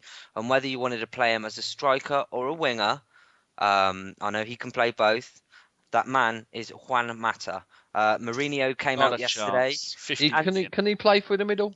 Yeah, he can. He did it at Valencia. zero. I mean, chance John there. will turn Kim. around to me and go, "You don't know what you're fucking saying, mate." He played but- goalie the entire time at Valencia. You slag. Jim, he's a very, very good player, but Oh, this is- thanks for pointing that out. but Mourinho, but Mourinho, he didn't even loan Will us not sell Demba him to Ba. us. No, There's no way. On Soccerway, they've actually got Mata down as an attacker with Bar. How about Bar? Bar's doing nothing at Chelsea. They'd be wanting. Yeah, If no, they if get he, Rooney, we might do. But Mourinho turned around yesterday and he said, "I want to keep Juan Mata. However," and this isn't quote for quote, Oh, and Essien. but he said that if he wanted to move in January, then Chelsea as a club would not stand in his way. yeah, back to Spain. Yeah, but then what He would didn't not. see, He would not sell Mata to us. And if he did sell Mata to us, then it would probably mean the end of either Santi or Rosicky, because I can't see our squad actually coping with and Podolski. There'd be just too many But players can't you on play that side. Mata on the left? I would play Mata in front of anybody that we've got on the left. oh Yeah. my God, have you It's got? superb. No, superb. I mean, like I say, the only, I say again, off our friends from Wikipedia, first season at Chelsea, 54 appearances, 12 goals, 20 assists. Second season at Chelsea, 64 games, 20 goals, 35 assists. What a player! And this year, with fucking that special fucking retard prick, you say it as Mourinho. it is. Well, no, come on, let's be honest. He is a prick. So he's only turned up for 17 games, 1 goal, 3 assists, because fucking Mourinho wants him to play as a left back. I mean, fuck's sake, do you know what I mean? It'd be a crying shame if Mata actually missed out on the World Cup, because he's probably I think he's one of the best players in the world. Agreed. Premier League's player of the I agree. season for In the that- last in that 2 position. seasons for me. See- And like I say, I mean, if we had him down one side, Walcott down the other side, Benteke down the middle. Ooh.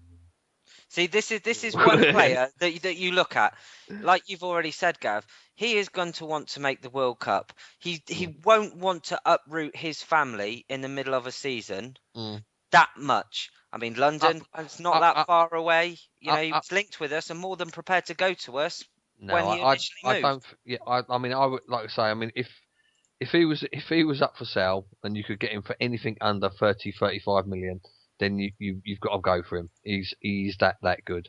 But Mourinho will not sell him to us. Mourinho knows how good he is. He just don't fit his formation and his style of play. Spot on. I mean, Absolutely. the likelihood is his Mata will end up quite possibly back at any Spanish team that will pay a reasonable amount of money, even Or if France, yeah. even I can't see it Real, but I mean even if we would pay more, Chelsea would not take our money for him. They just wouldn't do it because he's a special player. How about I do this, right? talk about that. We want someone who's proven goal scoring ability. I'll go through the top 5 leagues and tell you the players there that at the top of the goal scoring charts. In this country, Suarez, no chance. Aguero, no chance. No. Remy, possibility. Yeah. Yaya Toure is the third top goal scorer in the Premier League with 10 goals. Then Lukaku, no chance. No. Wayne Rooney, No chance. Very Dean little Sturridge? chance, yeah. No. right? No. That's all there really is in Okay. the English league. Then you go over to Germany, Lewandowski going to Bayern. You got a Colombian bloke at Hertha Berlin called Ramos. Never heard of him. 11 goals, second top goal scorer. Probably And then the not. next ones are Mandzukic at Bayern Munich and Patrick Agumangamang at Dortmund. No chance Well- for either of those two. Yeah. And then there's Rafaela at Mönchengladbach, and then you've got another one called Ibisevic at Stuttgart, who I think we have been linked to before, haven't we? Vedad, he's a Bosnian player. He's 29 now, so that's a little bit too old. So there's no one in Germany from the top scorers. In Italy, Giuseppe Rossi. Now, we have been linked to him. He's at Fiorentina, top goal scorer with 14 goals. Anyone? Yeah, a decent player. Looked all right at United, but there's a reason why he was shipped out from the Premier League. Touch of the Vellas. It just didn't suit him, and then he went to Villarreal and he did all right there. And obviously now he's in Italy. I don't know. I just can't see him coming back to the Premier League. I think it sounds like he's found somewhere where he's comfortable and Exactly. he's banging them in. I couldn't see him going. Yeah, No, nor can I. And the next one down, Tevez with 11. No chance. no chance. Palacio at Inter with No- 10. I think he's a bit No old. chance. Italian players never really do that well when they come over here, do they? I mean, you've got Cerci. I'm pronouncing these wrong at Torino. The next one down, Hijwan. And people were moaning that a few people said that we have a few in jokes. Hijwan is because Gav was going to get chicken, and he keeps calling Szechuan chicken Hijwan chicken, and he once called Higuain Hijwan. And the other one, little in joke that we have, that we should, if you listen to all of them, you'll know it. While we keep going on about Gav being gay, he wrote a letter to Arsenal about why he couldn't smoke his e-fags in the club, and his name's Gav, and they wrote back, "Dear Mr. Gay." So that's why we always go on about him being gay, not because I mean, I don't mind that because it's actually taking a piss at the incompetence of our club sometimes. But I just want to clear it up for people. That's the main two things: Hijwan and Mr. Gay. So there you go. Hijwan looks like he's leaving because it's not working out that well for him at Napoli. Chelsea have been strongly linked to him. Anyone? Would you have him back at the club? I'd have him. I mean, back at the I'd club. take him. Don't know anything about him, Danny, so I probably wouldn't. You don't know anything about Gonzalo? We did about 5 podcasts on him in the summer. Oh, Higuain, sorry. Yeah. Yes. That's Oh shit! Sorry, I thought you were still going on about Shizwan chicken. No. No, there's no player called Hijwan Chicken. I Unfortunately. probably wouldn't. Gav at him. I don't want Higuain. Gav at him with some chips. By the way, Yeah. Berbatov has Yeah. just put on his Facebook account a video where the cover says Berbatov can fire Arsenal to the league title. Yeah, I'd say that if they offer me 60 grand, I think that's going to Exactly. be anything. Well, that's Italy out of the way. Then we go on to Spain. Diego Costa at Atletico Madrid with 19. I think he's a one-season wonder. FK, you like the look of him, don't you? I think. Well, I've only, to be honest, I'd only heard of him this season, and in the games that I've seen him play, he looks good. Gets in behind the defence, but this is a guy who wants Spanish citizenship for the World Cup. They've got a chance to win the Brazilian, league. by the They're in way. the Champions League. I just can't see him leaving in January. I know he's Brazilian, but he wants. I mean, for others. I know you know that. Oh, sorry. Because he's not going to apply for Spanish citizenship if he's Spanish. Yeah. So people are probably wondering, where's he from then, FK? And you didn't mention it, so I thought I'd clear it up.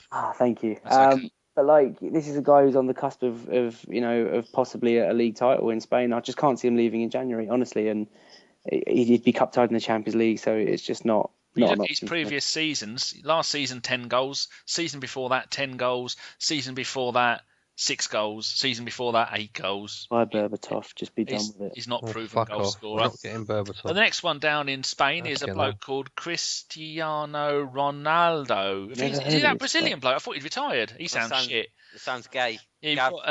got Griezmann at Real Sociedad. He's got 11 goals. He's French. Never Anyone heard of know him. anything about him? Nope. Antonio Griezmann. He's got a bit of a shamak haircut. He's 22. 11 goals in 15 this season. Last season, 10 in 34.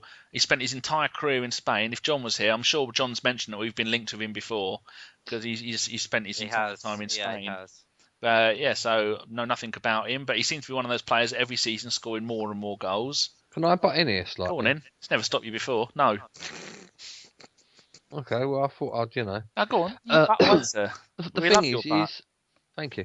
The thing is we've got to be looking, and the type of player that we're getting is not going to be somebody that's in the team at the moment that's doing well and banging the goals in, because they're the ones that you have to pay a bit of a premium for. Where hopefully Wenger's got things sorted out is by going for the players like Mata, who are out of favour at their club at the moment, but obviously are hugely talented players. That's where we're going to get the signing from. But we never get him out though. We Well, won't pay enough. Mourinho would never I sell mean, him to us. like I say, no, I'm not saying. Basically, obviously, I know we're not going to get Mata, but that's basically I'm using him as an example by the fact of that is the kind of situation that we should be looking for. We should be Rooney's the looking for. one. We should be looking for a player who's not doing particularly well for the club, not particularly getting on well with the manager, not getting a lot of game time, but he's immensely talented. Mata and Rooney are obviously two very good examples of that, but Man United and Chelsea are not going to sell either one of those two to us. Plus, are we going to spend another 40 million on another world-class player like that with 200 grand a week? We've got the money. That's the thing. Yeah. The money isn't actually an object. It really, really isn't. I mean, with the new deals, I know with the new deals that we've got coming in the summer, with the fact that we didn't really, if you take into consideration the amount of deadwood that we got rid of in the summer and the amount of increased TV money, we didn't actually really spend anything in the summer either. And like I say, I mean, I've read 30 million profit, didn't we? Well, yeah, I mean, you read the AST done some very, very good reports, independent reports on the finances of the club, and like I say, we could have quite easily have bought two players for the same amount of money on the same amount of wages as Ozil is. So I mean, we can quite easily. I mean, the money is there. That's the problem is whether or not the ambition is there. And like I say, that's what we'll probably find out in the next 4 weeks. And if we sign someone like Berbatov, then clearly the ambition isn't there. If we go out and break the bank, for somebody who's a proven goal scorer, then again, the ambition is there. So it's down to the club to show us really. And if they want to put up prices by 3%, maybe they should put up investment by 3% as well. The cunts. True. Right. So before we do that, someone did mention on Twitter, what about the amount of money we've been asked to pay? Fans have been asked to pay for the FA Cup game, considering it's on TV. Gav, have a moan. It's very easy to have a moan. It's a third round FA Cup game.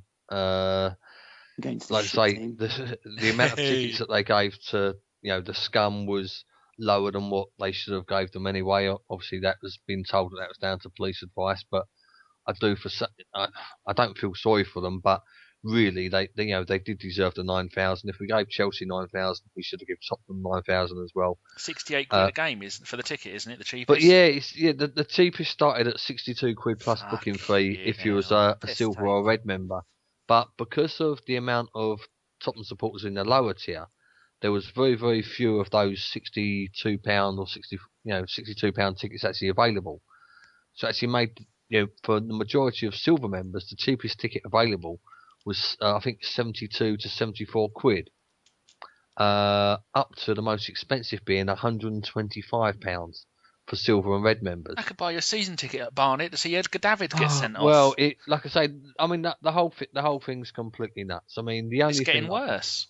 Well, yeah, I mean that's the same for all Grade A games, and they deemed the FA Cup this year to be Grade A or Grade B games, which was signed off by Asia and the AST, who signed this new ABC grading games a couple of years ago, which they thought was a brilliant idea because it made the less attractive games cheaper. But what the hindsight of that, on the other side of that was the fact that the Grade A games are absolutely extortionate amount of money.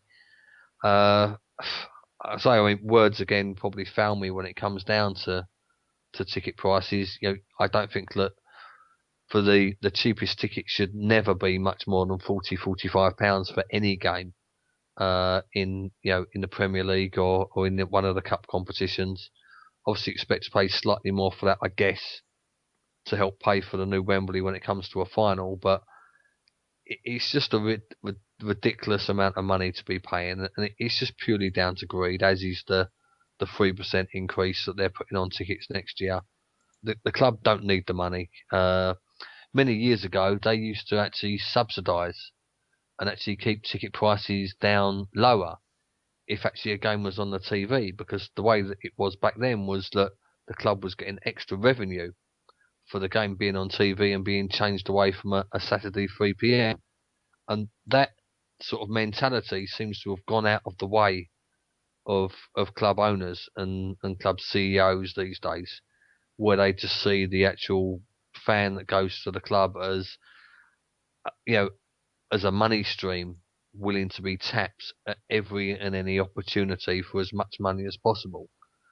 And it's just a crying shame, really. And, you know, I certainly think before the end of this decade, look, you know, there's going to be tickets and you're going to go to games, and the cheapest ticket's going to be £80-90 a game for the Grade A games.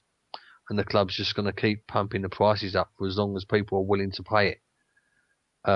Obviously, nobody, you know, wants to miss a game, and everybody wants to go as many games as they can. But, you know, there is going to be a breaking point at some point, and, you know, but it's just really unfortunate. I mean, the way I see things these days is, you know, just don't go, just don't pay them the money, and that's how I've been. I mean, I've been one Grade A game, look, you know, since we moved to the Bowl, and that was £50. So I mean, and that was, I think that's the first season against Chelsea. So I mean, we've already gone from £50 to what is going to be next year, £64 plus booking fee. So you're looking at sort of £66, you know, in the space of us moving to the new place. And, you know, it's just ridiculous. I mean, it's just going to end up with a silent, sterile, middle upper class crowd watching a bunch of fucking idiots kicking a ball. That's how it's going to end up. I think Do you know you've got a good point there. I was sat there listening to that, and I thought that was like one of those Christmas ads you get on television. Please send us £2 Yes. a month to try and help the snow leopard before it gets wiped out by chlamydia. Well, that's the thing. I mean, That's why I don't go anymore. I appreciate the jokes and all that. No, but I fucking totally agree with you, So Gav. do I. I That's totally one of the agree reasons with why you. I don't go. Fuck 'em. like I say, that is the problem. And like I say, I mean, you know, if you go, you know, I mean, I challenge everybody. I mean, you go for a walk around Islington, right, or anywhere in North London on any Saturday that we're playing, right, and you'll see kids walking about, kids and parents in the park having a game of football with Arsenal kits on and all that, and they can't afford to go to games. This £10 for the kids section seems to have completely flopped because they've marketed it completely incorrectly, probably aimed it at the wrong sort of people. Where, you know, because unfortunately the kids that are going games at the moment aren't the ones that can turn around and pay.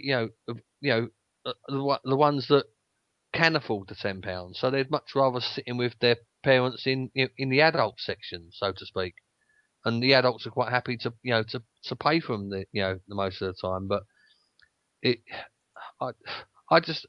just despairs me. I mean, I spoke to 2 or 3 fellas that when they went to book up games for the Arsenal Tottenham, and I know the 2 or 3 chaps that are going to walk to the ground. They're going to let their sons in the ground. The sons are going to go and watch the game. They're going to go and sit in the pub, have a couple of shandies. When the game's nearly finished, they're going to walk back to the ground and meet their sons outside because they can't afford to go into the game with them. So the club couldn't give less of a fuck.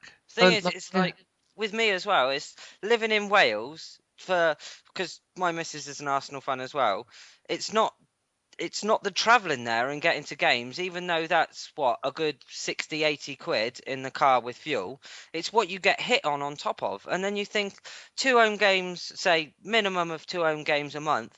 How is it fucking justified that you can pay that? There's no justifying paying that with your, with the cost of living being so high nowadays. And it's not as if they adjust the season ticket prices or the ticket prices to go with the cost of living. So really, they've put up the cost of living, and the cost of the tickets has gone up as well, which just makes it twice as bad for your average, run-of-the-day fan who's got a normal 9-to-5 job to go and watch the team that he loves. Do you know what I like about the justification of the 3% increase? Go on.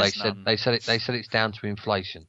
right? What the Now- company stands at like 0.1% or something silly. Yeah. What, of But- their fucking bank balance? Well, the problem is, unfortunately the full-time staff at the club didn't get a 3% pay rise, oddly. That's nice. So if they're increasing tickets due to inflation, maybe they should actually increase the full-time staff, like the full-time security, the people that do the hosting, etc., etc. Maybe they should be looking at giving them a 3% increase in their wages as well, because most of them, are season ticket holders as well. So, and they actually, one of the reasons they actually work there is because, they love the club and they want to be involved in the club on a daily basis. But they're actually, due to their wages and due to the club, they're actually getting priced out of watching the team that they love and the team that they actually work for. And rail fares have gone up 3% as well. Yeah, Kick in the bollocks. Business rates got capped at 2%. So, like I say, which is one of the biggest taxable earning capacities the government have got in this country. Who gave themselves a 7% pay rise. Yeah, his business rates, and like I say, that was capped at 2% increase max. So it's just all bollocks. I mean, at a time when the TV money is going up by so much, they actually could have done it the other way round. They could have actually knocked 3% off of ticket prices and still made a very, very generous profit.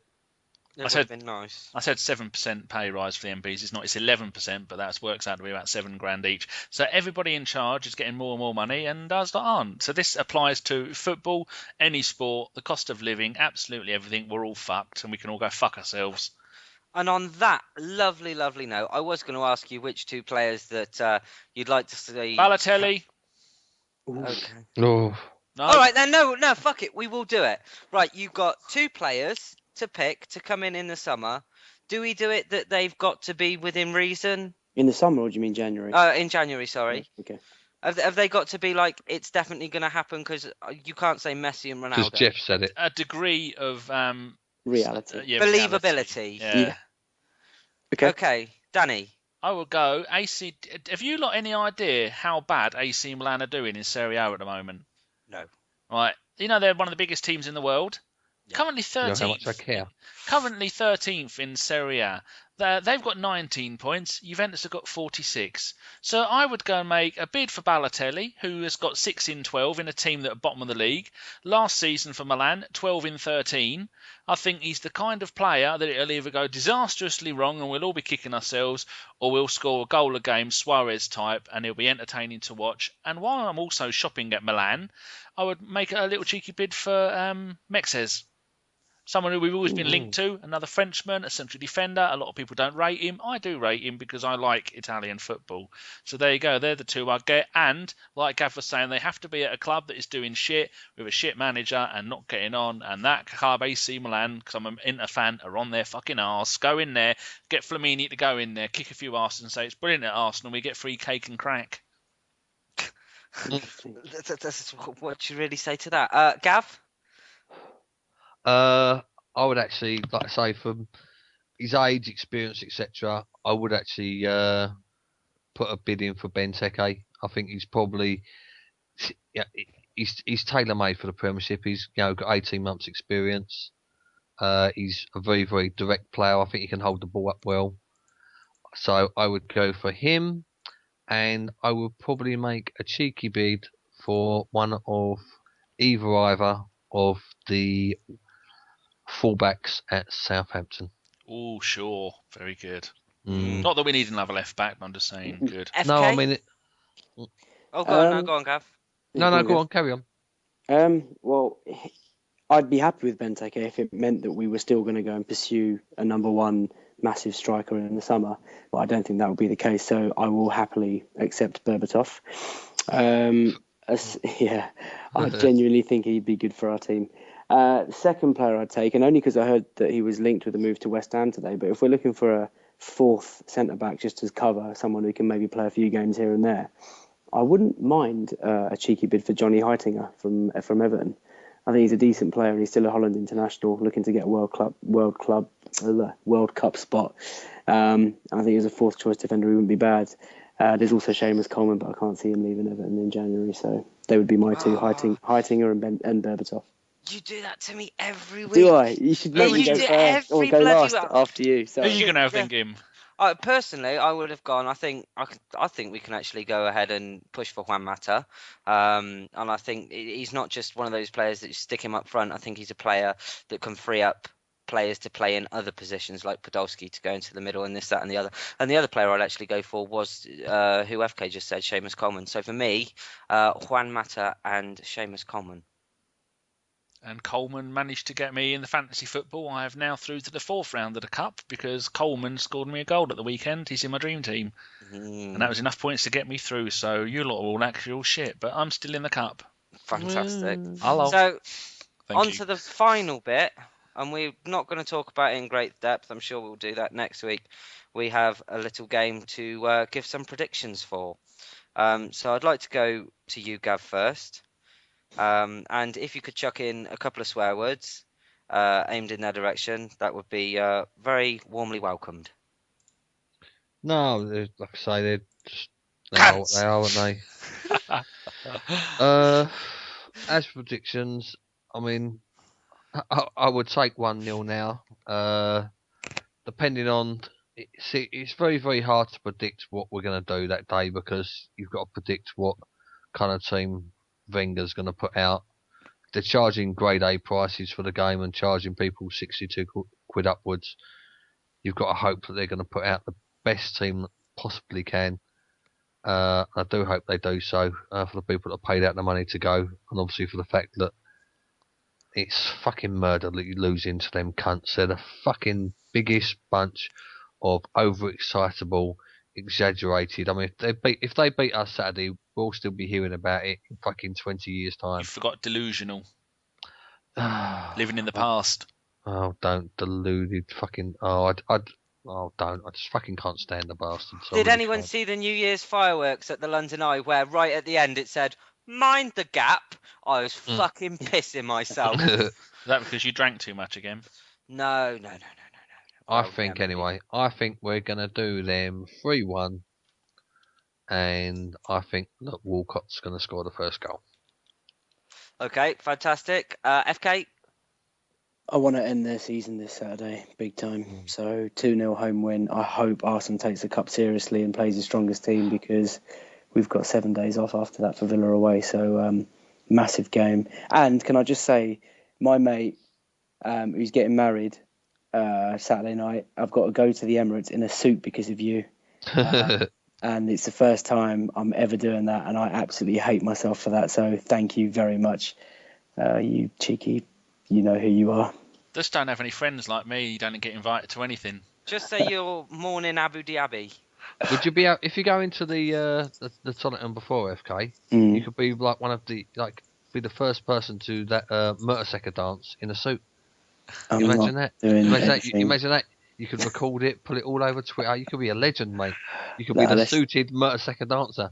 I'll give that a miss, thanks, Gav. I might actually be in the Tolly this Saturday, so because there's a few girls in there. Be on RudeTube 2014 or something as the next viral hit. God.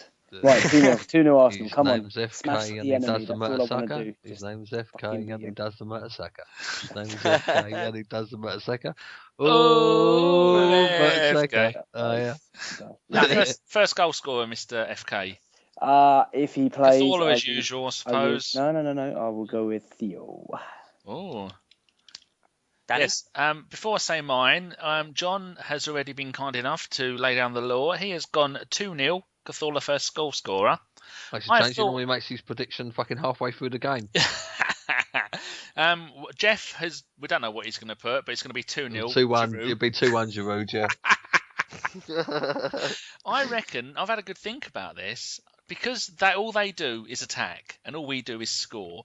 I reckon it's going to be 5-2 and Podolski first goal scorer. Seriously, that's what I'm going for. 5-2. 5-2. Another 5-2. Another one because we've done it so many times before. I think we can do it again. So yeah, seriously, that's my prediction. 5-2 Podolski. I'm going. I think when you play them, you always have a freak result like a massive goals, but they are a pretty freakish team, aren't they? To be honest with you, I'm going 4-2, and I am. You think they're going to get 2 penalties? See, I tweeted yesterday that bloody Giroud in his first season, he got so much shit, right? And then you got Soldado, who's not doing half as well as Giroud did in his first season, and I ain't seen any stick for him. Oh, well, that little thing, every match day that Spurs play, I always do a little retweet my own tweet from my Highbury, it's at the Highbury hello to myself, saying, what's the Stoke goalkeeper who scored the goal? What's his name? Radomir Begovic. That's it. Begovic. What have £3 million goalkeeper Begovic and £30 million Soldado got in common? They've both scored one goal from open play. I retweet that every single time Spurs play, and so far it's had nearly 1,300 retweets. So if you see that what are we playing? Is it on a Sunday we're playing them? Yeah. Saturday 5:15. Yeah, if you see that, retweet it, and then we try and jinx him. But if he scores a hat-trick, I'm going to kill myself with love and cake. Not physically. Go on, Gim. So, would you say your first score is going to be at 4-2? 4-2, and I think he'll bring Ozil back. I don't think Wenger is stupid enough to put out the kids or put out a weakened side. I think he knows how much at home to Tottenham means in any trophy or domestic game. I think he'll try to grab that game by the bollocks. 4-2, I'm going for Ozil. If Ozil doesn't play, I'll go Walcott. How about normally for the guest one, when we don't have a guest on the show, I always tweet a question, and then the first one in the timeline to get it gets on the podcast. How about we ask the question here, and so the first person would have to listen to the podcast all the way to the end, and then the first person to tweet it can be the guest predictor for that one game. Yeah. Yeah, what colour underpants has FK got on? Well, none. Exactly. Go on, FK. I got underpants for Christmas, right? Would you believe they're too fucking small? Yeah, of course they are, Gav. Seriously, I got given. 6XLs are too small. Shut your face. That's what you get if you buy them from an Action Man superstore. I got a large set of fucking boys underwear of pants for Christmas. Ladybird. I was absolutely gutted. Did they get you in brown this time to save any embarrassment when the washing needs doing? Brown. Yeah, they're kind of half and half. Brown at the back, green at the front. They come with windscreen wipers on the arse. Well, we need to think about some kind of quiz question that someone's going to be the first to hear. I think it should be a word. I think they should tweet a word. They should have to tweet a word. Oh, yeah. First one to tweet. Anti-disestablishmentarianism. No, Gav's right. Bentner's a cunt. First one to tweet that. Okay, is that all right with you two? Yeah, that's fine. Gav is right. Bentner is a cunt. And it doesn't have to be hashtag. The first person to have that in our timeline, you will get the dubious honour of being the guest predictor. So there you go. And how many people have just switched off at this point and won't listen to the end? Well, you might as well just switch it off now. We've been going for fucking 2 hours now. Fuck's sake. Can we just say goodbye and fucking get on with it? Oh, are we not even doing... I ain't even watched EastEnders yet. Are we not even doing shout-outs this week? Nah, let's not bother. He's only getting antsy because EastEnders is on at like 10:30. Yeah, in the first half hour, we were flipping, dicking about with all sorts. We weren't actually recording. But yeah, we should come to finish. So come on, shout-outs. How about we just have one big shout from all of us? I've got two really good ones this week. All right, then my one. How about you just have yours then, Gim, and then we just do it over. Well, you do your ones first, Mr. Gimley. All right, my first one's from the good people at British Telecom for giving me such a shit internet signal. I sound like... no, his name is Nidapu. I sound like a drowning Dalek. Anyone that has to go out in the new year or has just got a house for Christmas or New Year, right? Don't get your internet connection with BT because they want to sponsor us. They're all bastards. They're all bastards. I've actually got my internet with BT. I've got 40 megabyte fibre optic, and I love it. It's brilliant. But it's via Sky though, so there's no caps on it. So it's 40 megabytes all day long.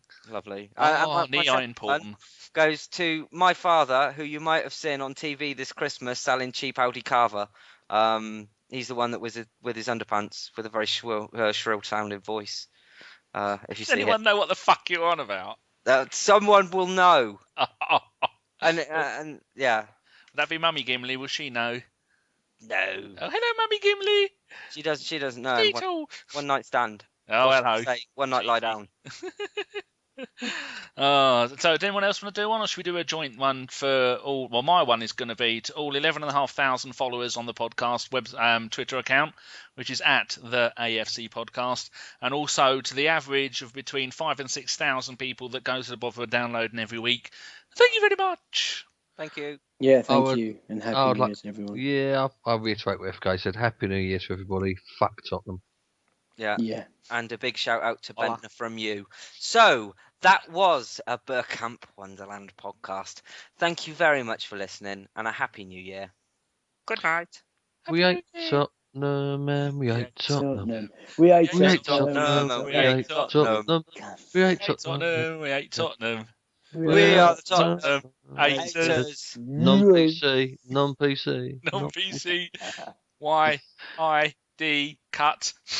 I hope we smashed them, honestly. Fuck. Cunts. I hope we smash them like you do some girl on a Saturday night.